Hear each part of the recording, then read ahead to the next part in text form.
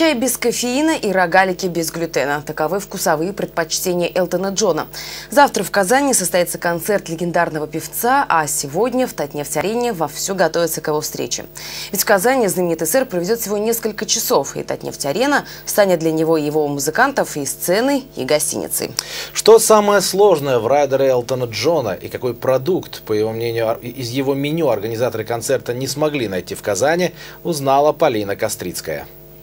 На сцене уже вовсю монтируют звуковое и световое оборудование. В Татнефть-арену прибывают флористы и представители менеджмента Элтона Джона. Этот проект для организаторов звездных концертов в Казани стал самым дорогим и сложным в подготовке. Обычно мы справлялись за один день. То есть в день концерта, как правило, с утра начиналась работа по гримеркам. Если сравнивать с концертом Стинга, драпировали в черный цвет, выстилали ковры, там расставляли. У Стинга была темная кожаная мебель и живые растения. Вот, но это была одна гримерка.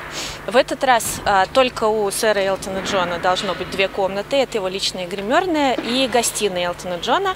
И также у его музыкантов тоже 2 комнаты. Итак, на время пребывания певца в Татнефть-арене раздевалки хоккеистов задрапируют в светлые тона, а полы покроют ковролином. Диваны также должны быть светлых тонов, обитые не кожей, а тканью. Ну а основная работа ляжет на плечи флористов. Они подготовят цветочные композиции из свежесрезанных цветов и много живых растений. Только 1,5-метровых пальм должно быть более 10. Чай без кофеина и рогалики без глютена. Такие непростые продукты выбирает сэр Элтон Джон, уделяя внимание здоровому питанию. Печенье с миндальным молочком работникам ресторана Татнефть-арены и вовсе придется испечь самим. В продаже такого в Казани не найти. В райдере знаменитого сэра хорошие вина, а также желание испробовать одно из национальных блюд. В составе их группы 4 вегетарианцев, которые едят овощи, гриль, там различные овощные и грибные супы.